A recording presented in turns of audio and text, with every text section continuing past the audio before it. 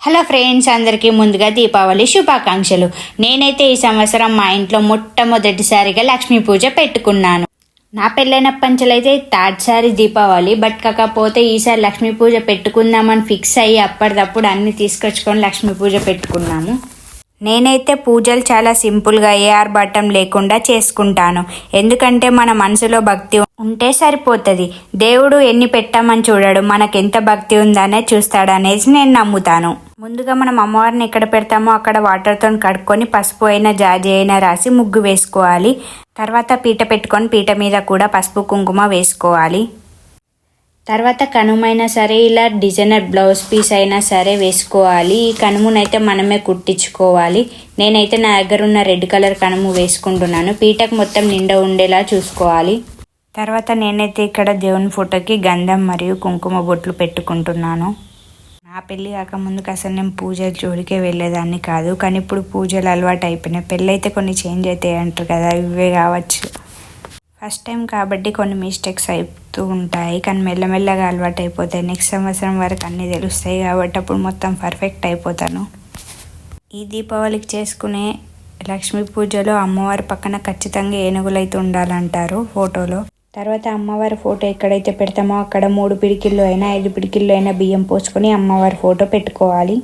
అమ్మవారికి పూలదండ అలాగే వస్త్రం కూడా వేసుకోవాలి. తర్వాత ఇక్కడైతే నేను గౌరమ్మని చేసుకుంటున్నాను. మా ఇంట్లో అయితే ఎప్పుడు 2 గౌరమ్మలు చేసుకుంటారు, కొందరు ఒకటే గౌరమ్మని చేసుకుంటారు. పూజలో అన్నిటికంటే ఇంపార్టెంట్ అయినది గౌరమ్మనే, చాలా పవిత్రమైనది, శ్రేష్టమైనది. గౌరమ్మకు కుంకుమ కూడా పెట్టుకోవాలి, అలాగే వస్త్రం కూడా వేసుకోవాలి. అన్ని ఇక్కడ వేసుకుంటున్నాను. వస్త్రం అయితే చూడండి అమ్మవారు ఎంత చక్కగా కనిపిస్తున్నారో. పెట్టుకున్న తర్వాత పూలు, వస్త్రం వేసుకున్న తర్వాత 2 కుడుకలు, 2 తమలపాకులు, అలాగే పోక ఖర్జూర కూడా పెట్టుకోవాలి. లక్ష్మీదేవి అంటేనే మనీ కాబట్టి మన దగ్గర ఎంత ఉంటే అంత పెట్టుకోవాలి. నేనైతే చాలా సింపుల్గా 501 పెట్టుకొని పూజించుకున్నాను. ఇలా చాలా సింపుల్గా అయితే నేను అమ్మవారి దగ్గర మనీ పెట్టేసుకున్నాను. తర్వాత మన దగ్గర ఉన్న చిల్లర కాయిన్స్, 1 రూపీ కాయిన్స్ ఎన్ని ఉంటే అన్ని పెట్టుకోవాలి. 51 రూపీస్ పెట్టుకున్నాను చిల్లర కాయిన్స్. తర్వాత నేను స్వీట్ సిర చేశాను. సిరతో పాటు ఫ్రూట్స్ కూడా పెట్టాను. ఫ్రూట్స్ అన్నీ కలిపి 5 ఐటమ్స్ ఉండేలా చూసుకున్నాను. ఫస్ట్ టైం కాబట్టి కొన్ని తప్పులు జరిగిపోతూ ఉంటాయి. నెక్స్ట్ సారికి అన్ని అలవాటు చేసుకుంటాను. నేనైతే ఈ విధంగా మా ఇంటి మొదటి లక్ష్మీ పూజ చేసుకున్నాను. నేను ఎలా పూజ చేశానో చూసేయండి. సుందరి మాధవి చంద్ర సహోదరి హేమమయే మునిగణ వందిత మోక్ష ప్రదాయిని మంజుళ భాషిణి వేదనుతే పంకజవాసిని దేవ సుపూజిత సద్గుణ వర్షిణి శాంతియుతే జయ జయ హే మధుసూదన కామిని ఆది లక్ష్మి జయ పాలయ మా సుందరి మాధవి చంద్ర సహోదరి హేమమయే మునిగణ వందిత మోక్ష ప్రదాయిని మంజుళ భాషిణి వేదనుతే పంకజవాసిని దేవ సుపూజిత సద్గుణ వర్షిణి శాంతియుతే జయ జయ హే మధుసూదన కామిని ఆది లక్ష్మి జయ పాలయ మా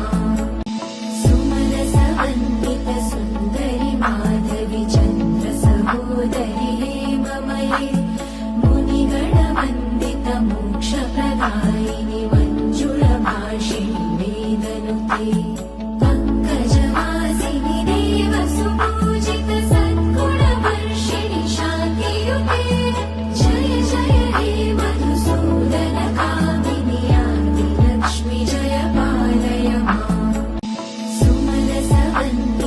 సుందరి మాధవి చంద్ర సహోదరి హేమమయే మునిగణ వందిత మోక్ష ప్రదాయిని మంజుళ భాషిణి వేదనుతే పంకజవాసిని దేవ సుపూజిత సద్గుణ వర్షిణి శాంతియుతే జయ జయ హే మధుసూదన కామిని ఆది లక్ష్మి జయ పాలయ మా సుందరి మాధవి చంద్ర సహోదరి హేమమయే మునిగణ వందిత మోక్ష ప్రదాయిని మంజుళ భాషిణి पङ्कजवासिनि देवसुपूजित सद्गुणवर्षिणि शान्तियुते जय जय हे मधुसूदन कामिनि आदिलक्ष्मि जय पालय माम् सुमनसवन्दित सुन्दरि माधवि चन्द्र सहोदरि हेममये मुनिगणवन्दित मोक्षप्रदायिनि मञ्जुळभाषिणि वेदनुते पङ्कजवासिनि देवसुपूजित सद्गुणवर्षिणि शान्तियुते जय जय हे मधुसूदन कामिनि आदिलक्ष्मि जय पालय माम् सुमनसवन्दित सुन्दरि माधवि चन्द्र सहोदरि हेममये मुनिगणवन्दित मोक्षप्रदायिनि